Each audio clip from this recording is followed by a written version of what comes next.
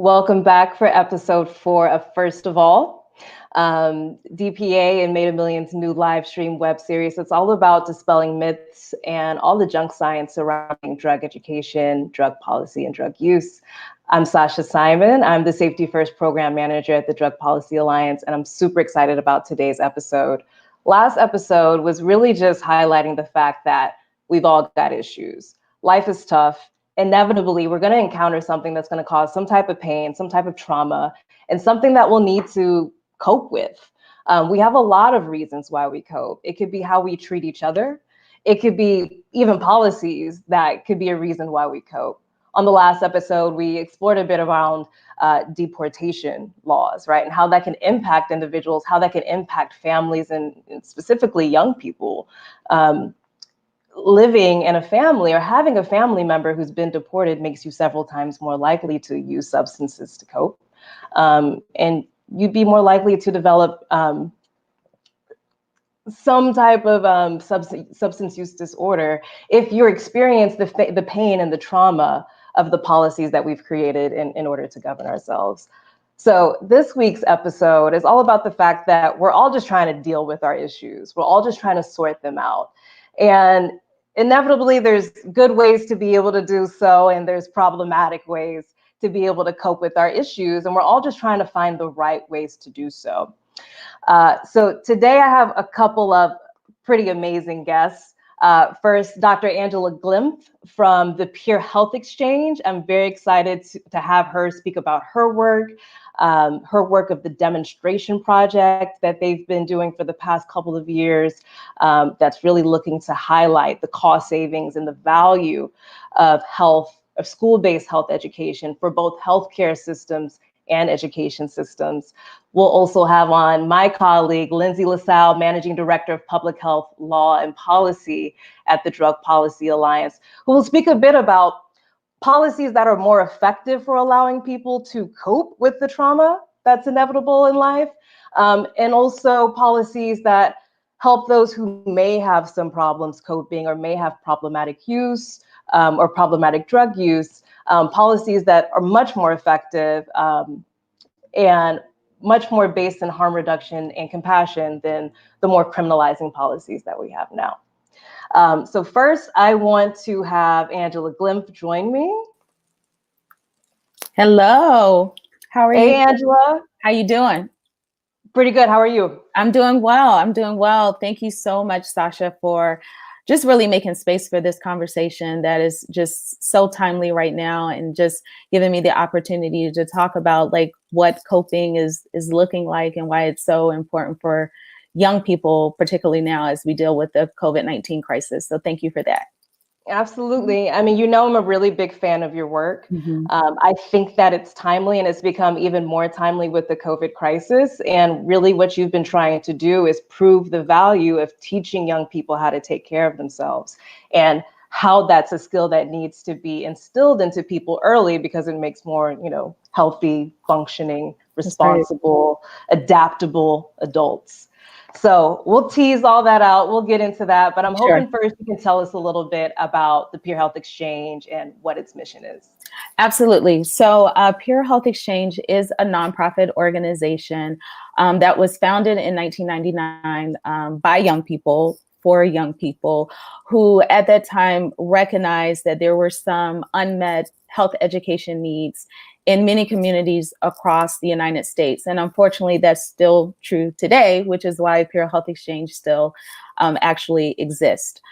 We launched our very first program in 2003 in New York City public high schools.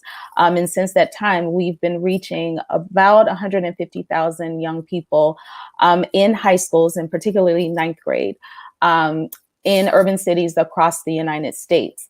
Our mission really is to provide young people with the knowledge, skills, and resources for them to make healthy decisions.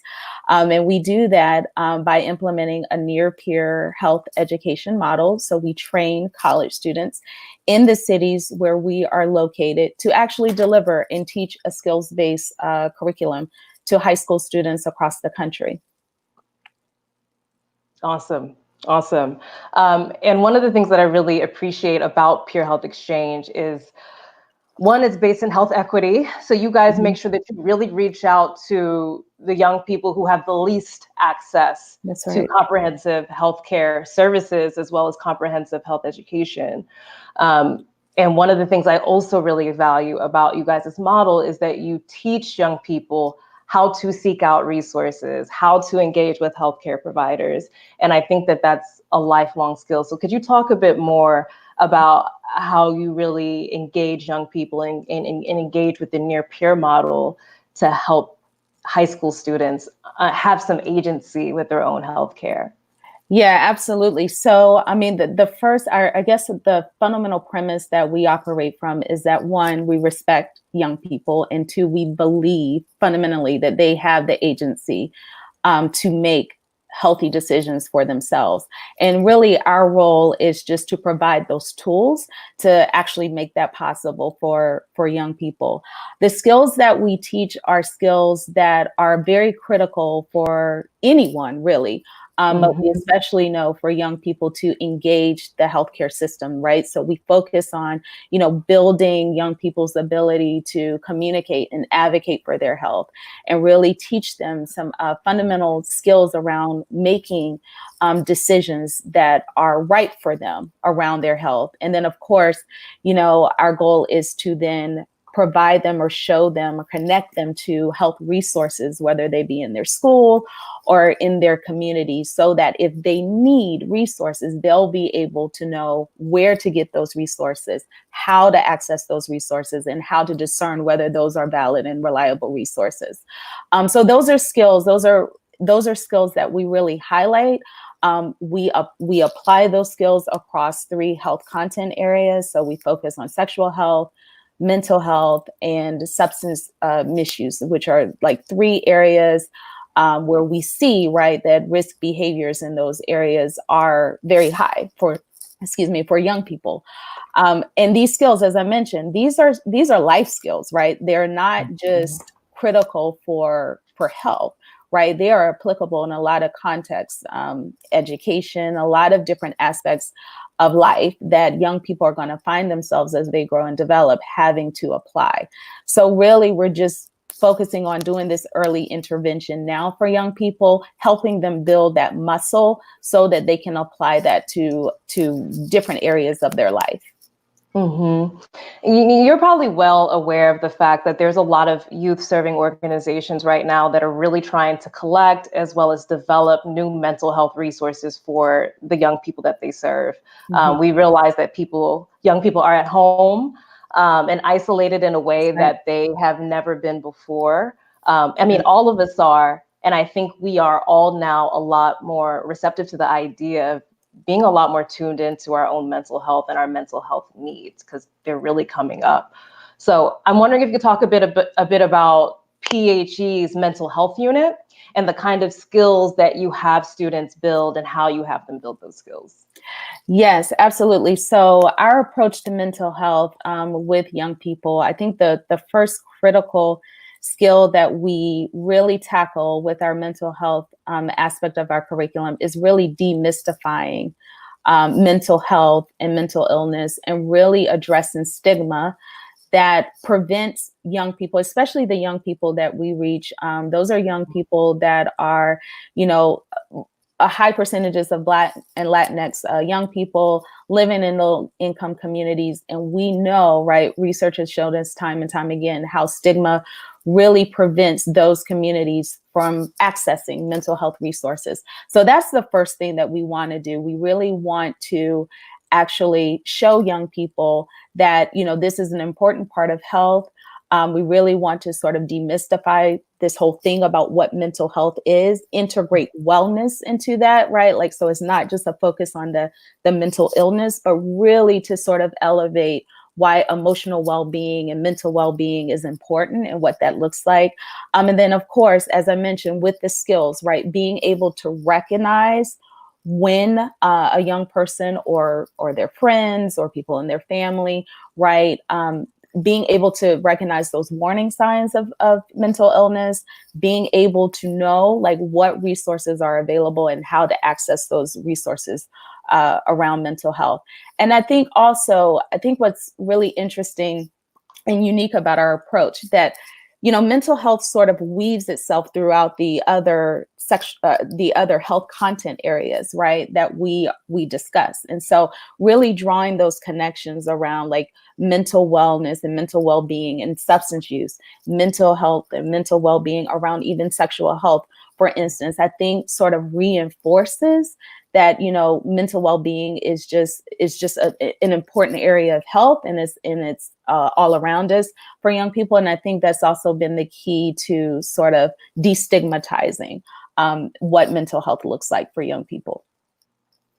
And thanks for that work, because I think what you find across the board, if you're not honest about sex, it tends to keep sex a mystery, and it tends to take out the science and the reality of it all. And so people tend to be less likely to seek out facts or even think they exist because no one brought it to them in a concrete way. So the fact that you can really bridge sexual health and mental health and substance use together and really show how all of those are a healthy part of functioning, but there can be unhealthy aspects that happen too, and that's just life, and that's okay. That's right. But you have to be prepared to be able to meet that need. That's right. So on a broader scale, right, we all need to be able to do that as a nation, as communities, as families, not just the individual, but it's often the individual who pays costs when they are not able to adequately meet their own health needs. I'll dig into that a bit later, but what I'd really like for you to speak about now is how I've gotten engaged with your work and how I've gotten to know you, which is through your demonstration project, which is incredible. I wish it all the success in the world because it's going to be critical to so many people's work. And I know how critical the success of the demonstration project is to my work and for me to be able to advance, programming that's going to adequately meet the needs of young people and also prove that you need to teach young people how to take care of themselves, because then we have a lot of ill functioning adults and, that's right. Nobody likes that. And it costs money. It costs a lot of money to deal with that. So I'll let you can speak to it better than I can, but please tell everyone about the demonstration project and why the Peer Health Exchange felt like that was, a good thing to take on. Yeah, so we have at Peer Health Exchange been investing a lot of resources into sort of really understanding and enhancing our model. And we have seen, we've iterated. We've learned sort of what our secret sauce is, which is that near peer element of our work.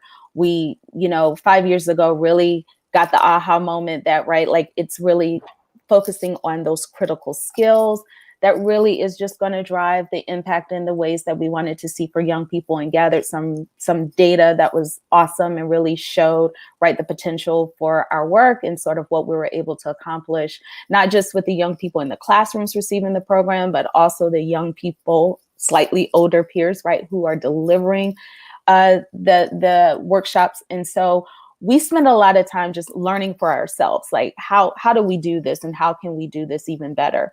So the demonstration project that Sasha is talking about for us was really our first attempt and one strategy that we sort of developed to think about, we've been in this business, right? Like I mentioned, since 2003 was when we launched our first workshop, and we're still needed, right? So that means that there are young people in this country today that are not receiving quality comprehensive health education.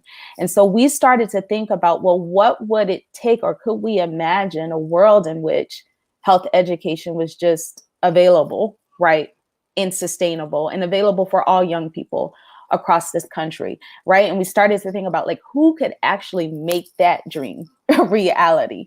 And so we started to really think about two systems in particular that we really wanted to start to engage in this way: health systems and education systems. One, because they both are aligned very powerfully in the outcomes that they ultimately are trying to achieve, not just for young people, but for people in general, right? It's about making sure that people are living quality lives. I mean, they do it differently, but right, like if you're not healthy enough, young people aren't healthy enough, they can't show up to school and meaningfully engage in their academics, right?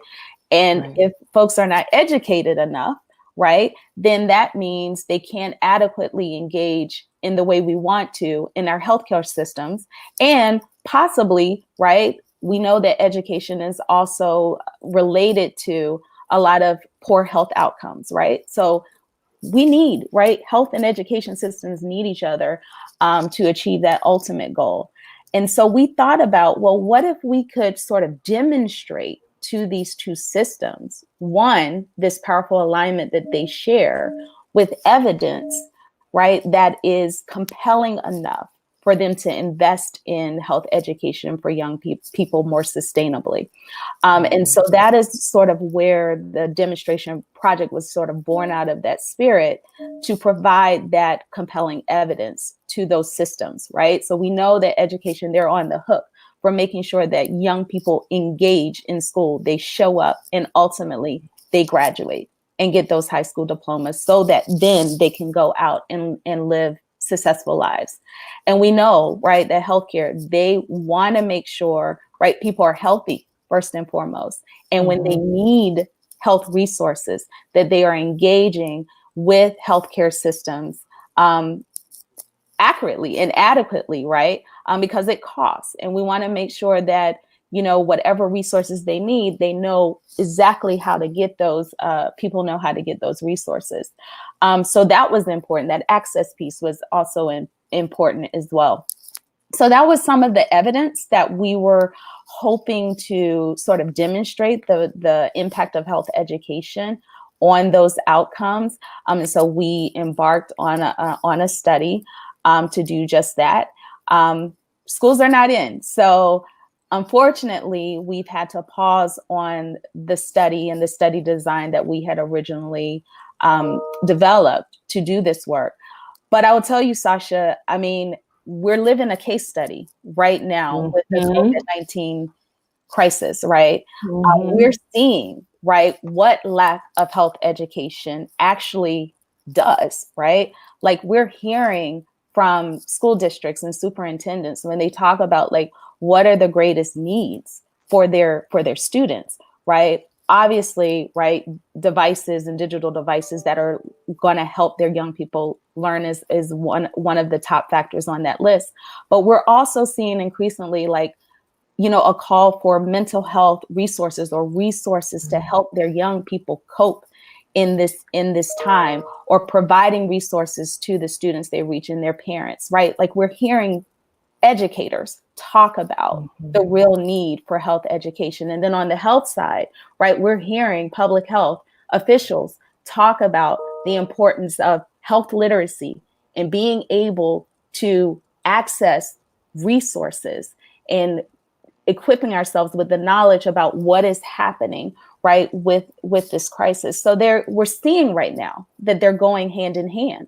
And when our country, when we're not healthy, right, then things stop, right? It has huge implications of what we're feeling. All of us are feeling on our economy, on our freedoms, right?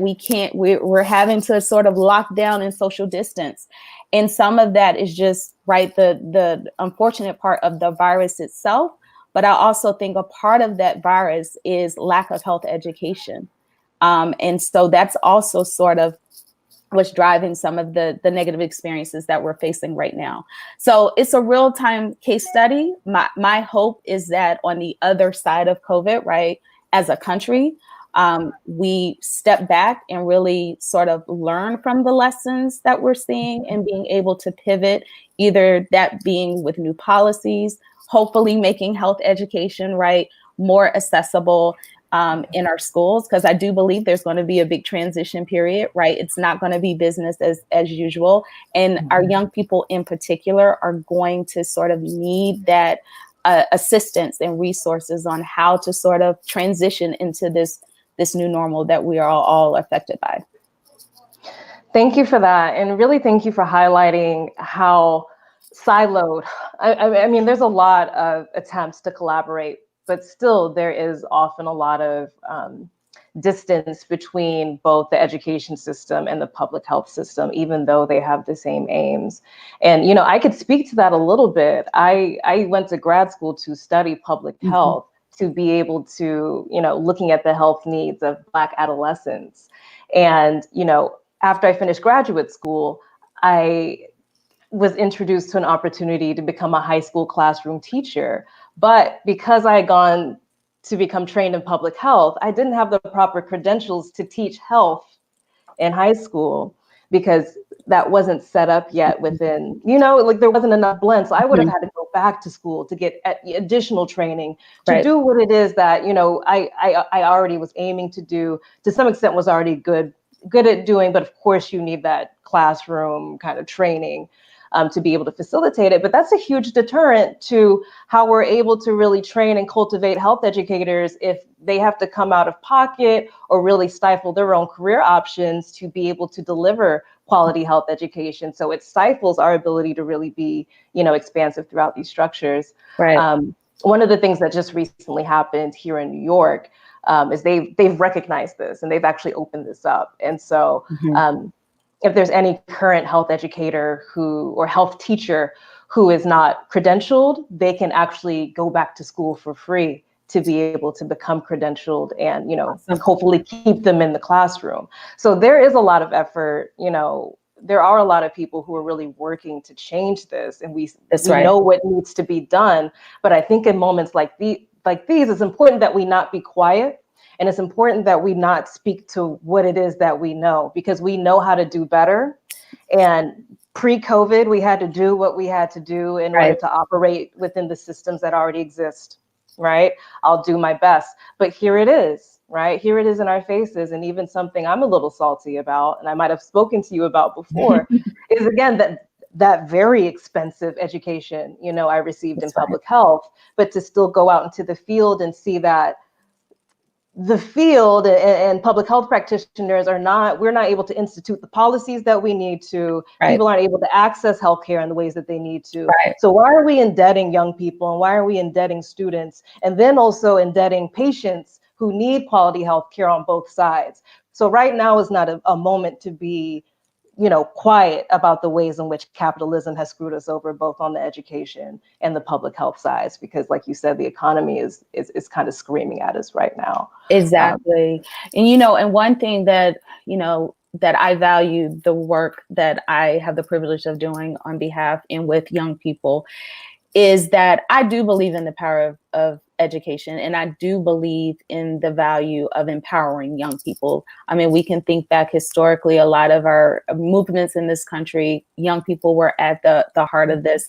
And I do believe with the work that we do at Pure Health Exchange, with our college students who are young people, slightly older, but young people who also are getting this real life experience of some of the challenges that you're actually touching on, Sasha, that are then deciding, and we have data that shows, right, like our young people, our college students who actually go through our program are now, interested in pursuing careers in health and in education and in policy, right? So there's just sort of one cadre of young people that actually are seeing and experiencing in real ways sort of the challenges, right, that you're speaking of, and the challenges, right, that we are facing right now in this crisis. And they are able to then go out and be the future leadership and to make the change. And the young people sitting in those classrooms, same thing, right? Like even on our staff, we have some of my colleagues who actually received Pure Health Exchange as a high school student, then got inspired to be a health educator, and now pursuing or in careers, right, where they can be in positions to make change. So I do believe in investment of young people for lots of reasons, but particularly for the one that you're speaking on, right? Like this is our future.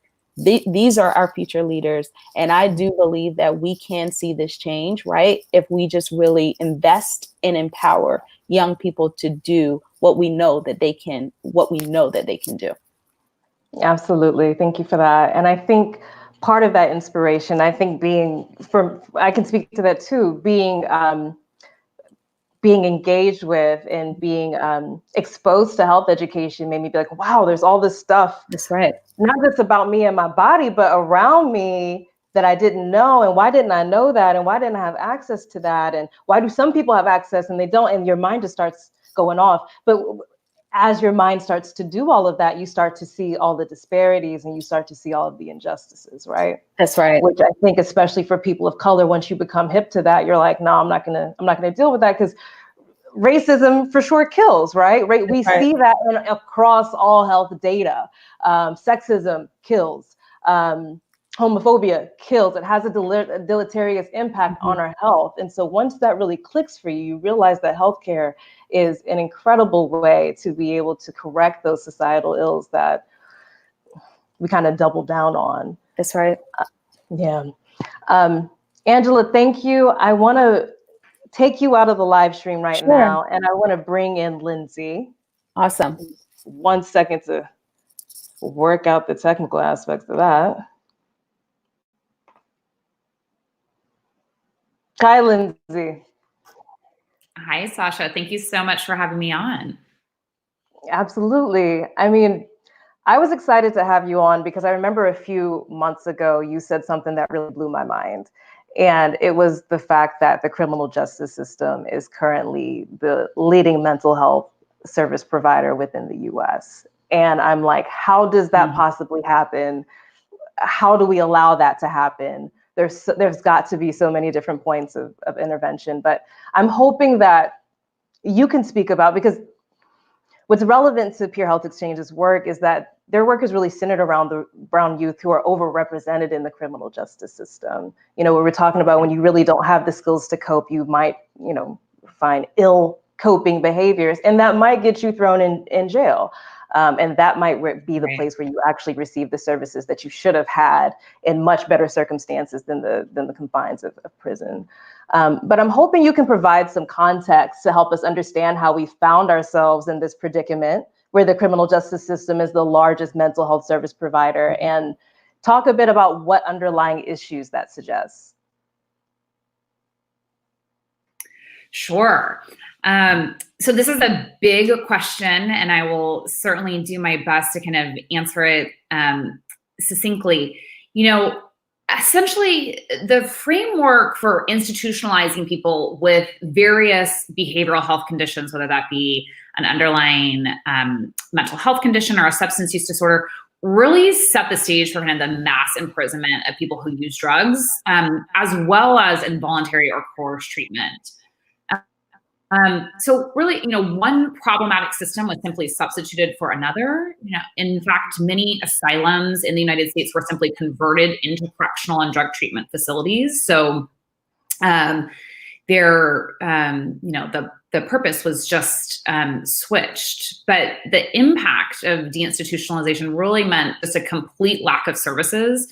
So you all of a sudden have these large populations with unmet needs and a renewed emphasis on punishment and incarceration as really a way to address the manifestations of a mental health condition or substance use disorder.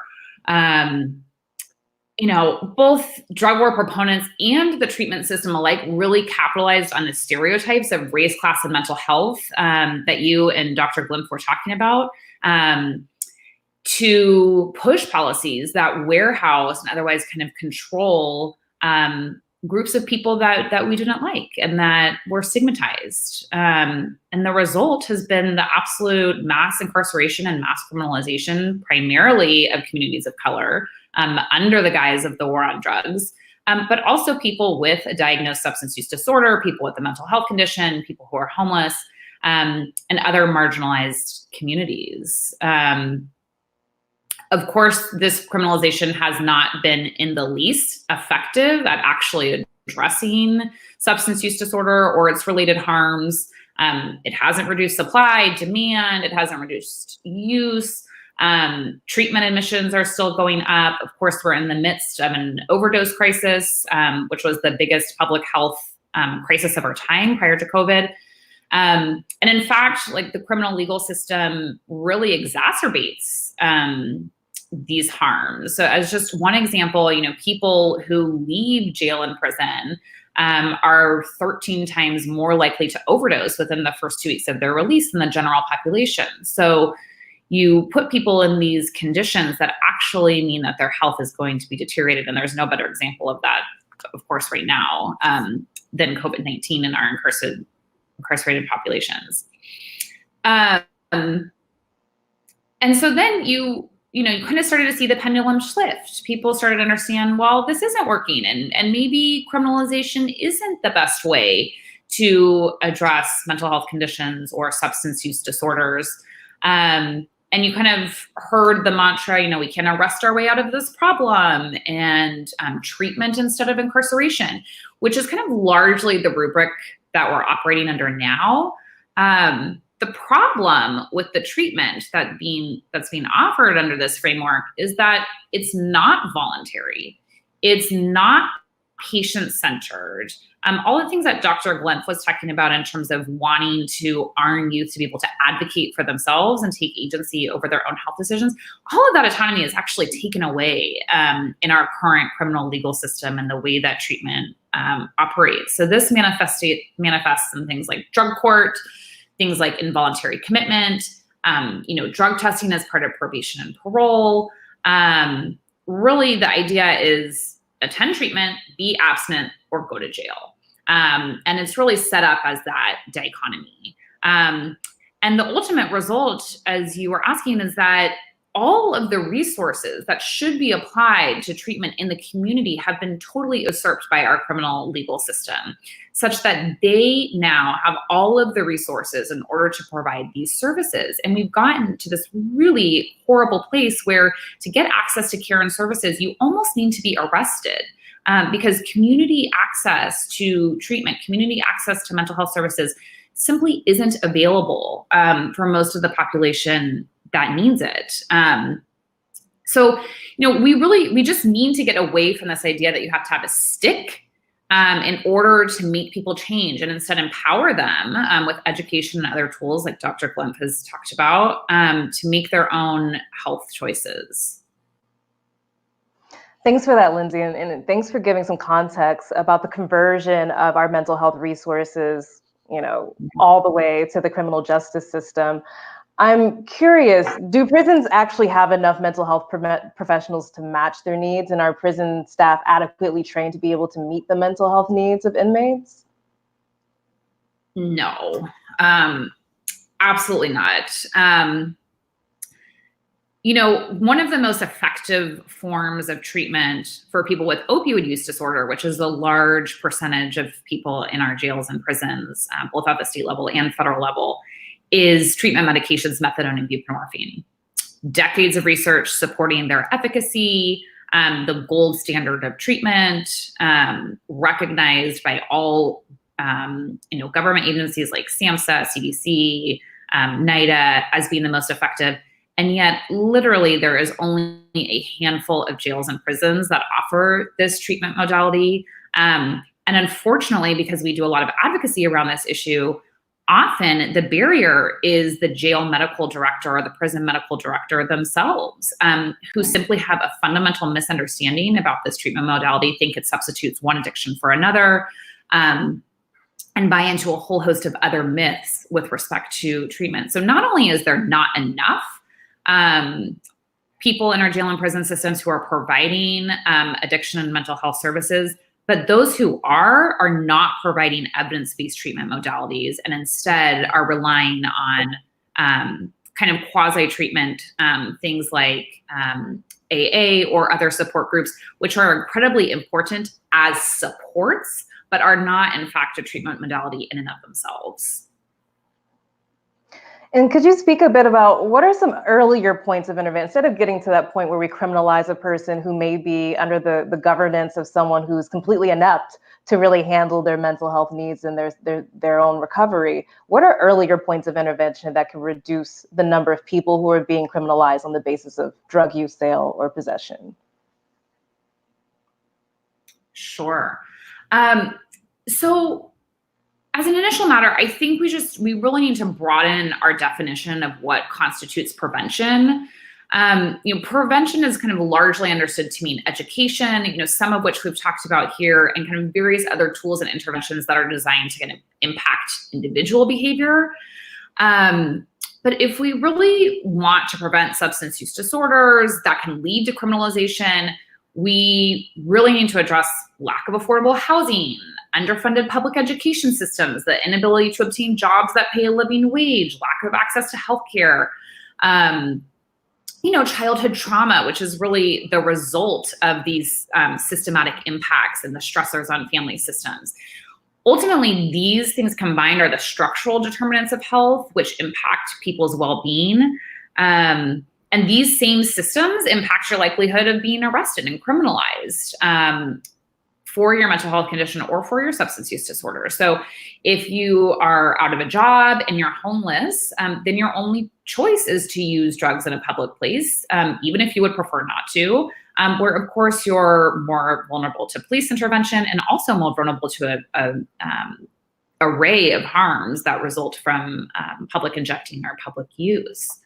Now, these are huge lifts, right? We're talking about changing massive systems, and it will be very slow. So in the meantime, arming people with information to advocate for their own self-agency is a critical first step. I myself am just learning about Dr. Glimp's work in the context of this show. And I think the demonstration project really did stand out to me as I'm hearing her talk about it, because it is both kind of addressing individual behaviors that can change to empower people to make these better decisions and to be informed, not just to make better decisions, but to be informed of different options, right? So that it need not just be abstinence or just be a 28-day rehab program, but providing people with information about what actually is effective. But it's also talking about how these impact systems and ultimately changing those systems. So I think that's one way to get started. I think that, it's kind of a threshold issue on which other reforms can be based, where we can really start addressing these underlying structural determinants of health if we want there to, result in better health outcomes and less criminalization. Incredibly well said. Incredibly well said. Thank you, Lindsay.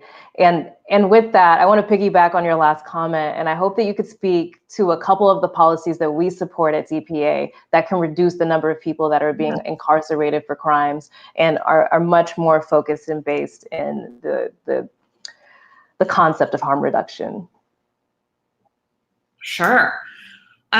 Well, as an initial matter, certainly we could just decriminalize all drugs, which would mean the removal of criminal penalties for drug and paraphernalia use and possession. And ideally, you would want to shift the resources that were previously used on policing, enforcement, courts, prosecution, probation, parole, the whole gamut of the criminal legal system, and redirect those resources to our public health system, where we could provide better access to healthcare, better access to evidence-based substance use disorder treatment, better access to harm reduction interventions, and some of these underlying structural factors like housing and employment. Portugal is just one example of a number of countries that has decriminalized. Portugal has decriminalized for the last 20 years, has seen really amazing public health benefits as a result. All of the things that people worried about, increased drug misuse, particularly among youth or teens, didn't happen. People flocking to Portugal to use drugs all of a sudden didn't happen. What did happen was less overdoses, less transmission of infectious diseases, actually increased rates of people seeking out treatment and going to treatment. And all of the data measures really support this as being an incredibly useful public health intervention, decriminalizing all drugs. Short of all drug decrim, there are a number of kind of criminal legal system reforms that can really help, like pre-arrest diversion. So an example of that would be law enforcement assisted diversion, or LEAD. And this is where police officers come into contact with someone in the community that they would otherwise arrest. But instead of arresting, they don't arrest them, they don't book them, they take them immediately to a social services center, essentially, where they can get access to, again, these structural determinants, these underlying systematic issues. Housing, employment, where they can get enrolled for healthcare, where they can get substance use disorder treatment if they need it and if they want it. It is a harm reduction-based program. Abstinence is not required. There's no threat of being thrown in jail if you don't comply with conditions. So this is a really great program. It started, was piloted in Seattle, but now is proliferated in a whole bunch of jurisdictions. Still not perfect, right? Still requires that law enforcement interaction, which we know can be very dangerous for people of color.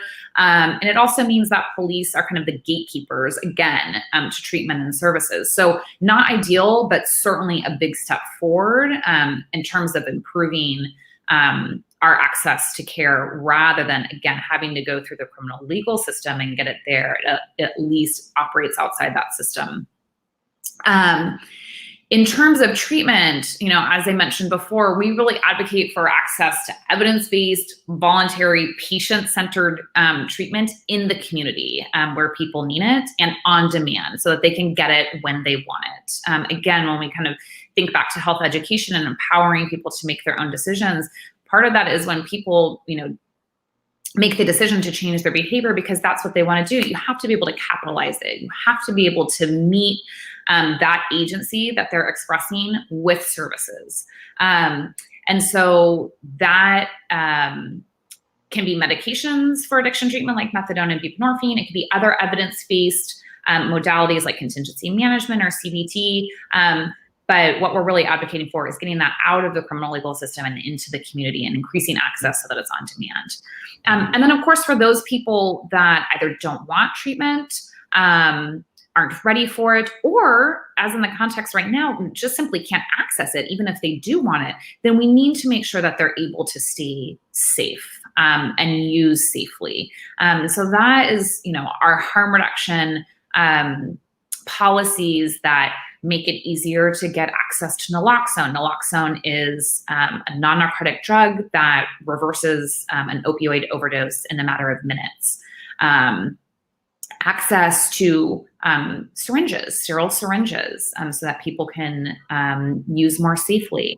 Access to interventions like supervised consumption sites. Now, like decrim in Portugal, supervised consumption sites are an intervention that exists throughout the world. There's 120 of them approximately operating worldwide.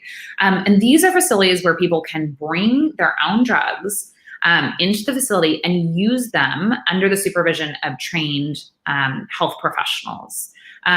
Obviously, this is to improve health outcomes, reduce the risk of overdose, be able to provide education, be able to immediately triage needs, both supply and then immediately collect sterile syringes. But it also is a means of criminal legal system reform, because it means that people who are otherwise marginalized and would have to be using on the streets can go inside to a safe place and therefore aren't interacting with law enforcement as much. So also reduces kind of their likelihood of arrest. So these are reforms that exist on a spectrum, but at the core, it really is putting evidence first and then putting the autonomy of people first to be empowered to make decisions that are right for them, and making sure that there are services along the spectrum that they can access no matter where they are in their drug use, from wanting to be completely abstinent to being in a place where they do not want to cease or reduce their drug use, but still ensuring that they stay safe. Thank you for explaining that so clearly and comprehensively and also coherently, because I know a lot of places where I get a little stuck in my work around drug education is a lot of times our policies seem a little far off just because there's something that haven't really been explored by folks before. But there's a lot of thought that goes into that. There is a lot of reason and a lot of evidence that goes into those policies, and they actually do save lives. So thank you for breaking down what that actually looks like. So I want to go ahead and bring Angela back into the stream. Oh, please, Lindsay. Oh, no, I was just going to say, I think that you're right that often this, reform feels impossible, especially like the systematic reform that I was talking about before, and even some of the more tailored interventions for substance use disorder.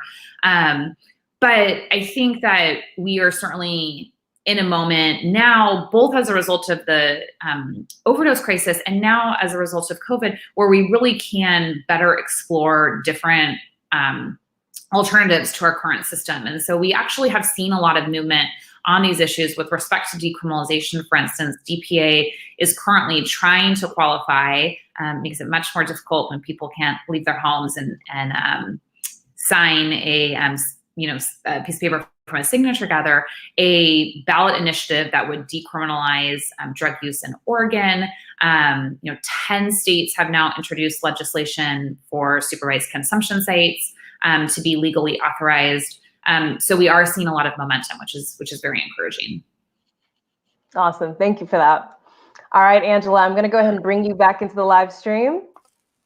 Okay. Because I have a few questions that I want to pose to both of you. You both are very knowledgeable, and I think you guys are bridging these issues in an incredible, in an enlightening way. So I'm hoping you could both answer, and Angela, I want to speak, I hope you can answer first. How do you think that educating a generation of young people in harm reduction-based health education can influence the way that we relate to our public health and mental health needs? Yeah, great question. I think what sticks out for me about harm reduction practices is that, we are able to teach young people critical help-seeking behaviors. And these are behaviors that are not just important to them right now as they're sort of navigating health as adolescents and making health decisions, but these are like fundamental skills and tools that can help them as they grow into their adulthood.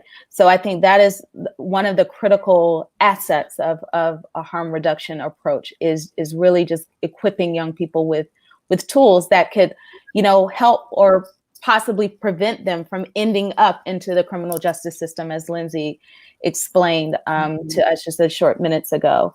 I think that also the other important piece that we're actually finding extremely relevant right now is the ability for young people to, gain skills and confidence with navigating the healthcare system and being able, to distill a lot of health information. There's a proliferation of health information going on right now as we sort of deal in the COVID-19 crisis.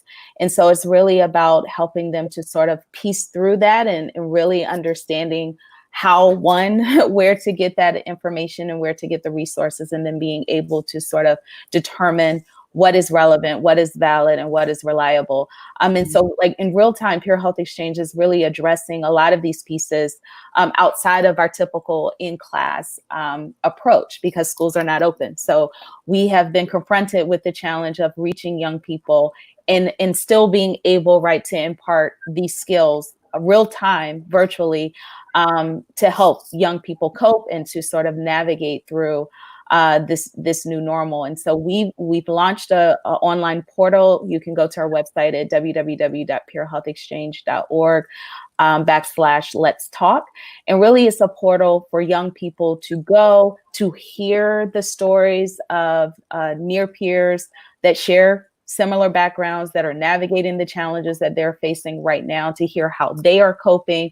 But it's also a valuable resource for them to go and actually get vetted and reliable resources. We partnered with a lot of organizations that are really addressing health for specific populations of young people we reach. So very inclusive resources there. But then there's also a connection again to those skills, So it's really sort of not just putting out resources and information. There are a lot of people in a lot of places, organizations that are doing that. But then how do you then sort of piece through this information? And how then do you communicate and advocate for what you need in this particular moment? So very valuable resource. And again, we did not lose that harm reduction approach. Definitely trauma informed, and definitely wanted to make sure that our young people can see themselves and see their experience as they navigate health and make healthy decisions. And Lindsay, DPA is definitely, I was saying DPA is definitely, in my opinion, a huge leader when it comes to harm reduction-based health education, and is really pioneering and really taking health education to a new realm where it needs to go. And so I was hoping you could also, respond to that same question, recognizing DPA's momentum and pioneering. Yeah, of course. And, first I'll build off of something that Dr. Glimpf was saying. I think, it's interesting that in this moment we are teaching in traditional ways, but also in non-traditional ways. So even by virtue of modifying the programs to be online and virtual, kind of by osmosis, we are also teaching kids how to navigate this when they do have a health issue that needs addressing. So for instance, in the context of the medication, the medications for addiction treatment that I was speaking about earlier, methadone and buprenorphine, these are medications that have a lot of regulations surrounding their access, particularly for methadone. You can only access it in an opioid treatment program. So that's a physical clinic that you have to go to every day. Now, obviously, in the current moment of COVID, these regulations make it almost impossible to access. So we're actually creating and advocating for a whole host of other alternative means to access these medications, one of which is telehealth, right? So particularly for people in rural communities, but elsewhere as well, being able to engage with a healthcare provider virtually and expressing needs and then getting those needs met is going to be really important now and in the future. So it's just great to see that kind of flexibility in providing the education at a much broader level in terms of harm reduction based education and almost at a theoretical level. The dominant narrative really that we need to be tough with respect to drug use has infiltrated virtually every system in our society. In the criminal legal system, it's about being tough on crime, right? So we lock people away who use drugs. In our family systems, we practice tough love with our family members who are using drugs because we've been told that if we don't practice tough love, if we don't kick them out of the house, if we let them come home for Christmas, whatever it may be, that we are condoning their drug use. And the result has really been extreme isolation of people who use drugs, whether you're isolated in a cage because you've been incarcerated or you're isolated on the streets or on the couch of a friend's house because your family isn't practicing the principles of harm reduction. We have lost social connection, and that really is what harm reduction is about. So just, at a broad level, providing people with harm reduction-based education helps them to understand that they're not alone, helps them to understand how to navigate these systems so that they can get the help that they need if they want it. And it helps reduce the spread of misinformation, right? I mean, so many people are just simply misinformed about what works. I mean, families are spending tens of thousands of dollars to send their loved one to a 28-day residential rehab program as if 28 days is some magical number. And at the end of that, their family member is going to, return to them whole and healthy, and without a trace of any of the trauma or underlying issues that led to their substance use disorder in the first place. And, these are the same programs that, don't allow medications for addiction treatment, that say, if you are using marijuana twice a week to come off your, daily heroin addiction, that's a failure. And then when our, daughter or son or sister, brother, aunt, and uncle come home, we wonder why it isn't working. And so the earlier that we can start providing kids with information about how to keep themselves safe, how to navigate the systems, even as they change, like in the current moment, and how to access the right type of services that are evidence-based and not just those that seem most familiar or have been pushed on us, the better. Mm-hmm. Mm-hmm. One of the things I really value about DPA's Safety First curriculum is the fact that you actually have young people who are engaging in these conversations with each other. They're most likely to do drugs with each other. They're most likely to go about their day-to-day affairs with each other. And witnessing young people really engage in conversations about why do I cope, or why do young people cope? Why would a young person who is self-medicating with drugs, why might they have an issue asking for help? The fact that they engage in those conversations with each other really opened up a whole new sense of compassion that I think everybody wants to, really be able to share with the people that they care about. But there had never really been a framework, especially around drug use and around coping and around mental health, to be able to provide that for another person. And so it is really critical so that folks can understand what truly harm reduction and compassionate-based drug policies look like, and the fact that compassion often does rule out. It often is the cheaper, more effective, and better solution all around. And I think you really hit that on the head, Lindsay. I've got one more question for you both. Okay. And it's something that Lindsay spoke to earlier, and it's the fact that accidental overdose has been the leading cause of death under the age of 50 over the past few years in the US. If you could just take a moment and explain how your work helps to reduce that number, I think that would be great for our viewership. Awesome. I'm happy to take that question first, Lindsay, if you don't mind. I think all that what we stand for and sort of our principles and approach to health education, I think is one of the solutions that I think would be effective here in reducing that number. I mean, first and foremost, again, it is about educating, and it's about instilling the knowledge around substances, which is one of the big things that we do, right? And so really, helping young people understand various risk factors of substances and different substances, not making a judgment. We're not in the business to tell young people what to do and what not to do. Really, it is about empowering them to come to making their own health decisions. And we hope that the information that we're imparting will help them lead to a healthy decision. So it's really about knowledge. It really is about, again, help seeking is a big part of this solution. So really destigmatizing getting help. We know that a lot of times what's correlated, right, with substance use is mental health. And so really, if we play a role in sort of destigmatizing mental health, especially for the populations that we reach, and then making sure that young people understand, right, what resources are available for them to seek help. And also we do our work in making sure those resources, right, are the resources that we want our young people to utilize, right? We want to make sure that they are inclusive of young people's experiences and their identities and, in their backgrounds, right? And so just making sure that, health systems also have a role in this, and to making sure that they are providing sort of the atmosphere for young people in this case, but for people in general to want to be able to utilize them. So I think that is sort of what we see as sort of critical success factors in helping to reduce that number. Thank you. Lindsay? Yeah.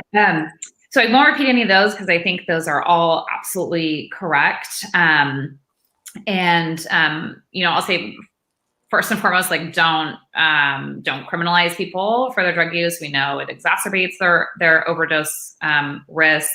I'll also speak to, because I see a few comments coming in from Troy and Michael that are pointing out some really important things about the role that prohibition and regulation has played in feeding the overdose crisis. Because we don't have a regulated market for substances for people who are otherwise using them. So some of our work is also trying to get a pilot where people can access diacetylmorphine or hydromorphone, which are injectable opioids, one of which is just pharmaceutical grade heroin, the other one closely mimics it, as a research trial, as a form of treatment and access, because we know that right now the leading driver of overdose deaths is fentanyl, as an adulterated market, as opposed to 10, 15 years ago when it was really pharmaceutical opioids that were driving it. And then, of course, advocating for those harm reduction interventions like supervised consumption sites, drug testing in the context of fentanyl, which I know also we educate teams about through Safety First, right? Being able to test your drugs and seeing what's in them.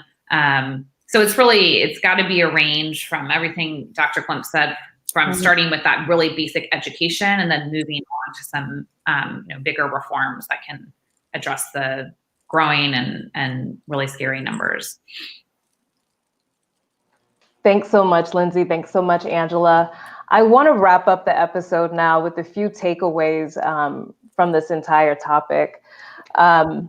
It's of my opinion that education is our first and our best line of defense for prevention, and it helps us understand and advocate for effective public health policies. If you don't know that compassionate is actually an effective strategy to help people cope and help people, relieve themselves of the trauma or the pain that they've experienced in life, you're not going to be so likely to advocate for that, especially if you've gotten decades upon decades of, the punitive type of responses that Lindsay spoke to earlier. And this is very much made clear by the COVID-19 pandemic. We see the proliferation and the mass transmission of COVID-19 within our imprisoned population, but we also see a lot of folks who are very unclear about how the public health system works, or even how their own health works, or even why there would be certain mandates or ordinances in place that are to their benefit. And so that lack of education really makes itself known and clear right now. Next, we really have to admit to the shortcomings of our current education and healthcare structures. And I'm not talking about our workers. I think we all know that both teachers, administration are working their butts off right now, as well as healthcare workers, but it's the structures that are problematic that make it difficult for us to really be able to do our jobs in the way that we know are most impactful. So we have to admit to those shortcomings.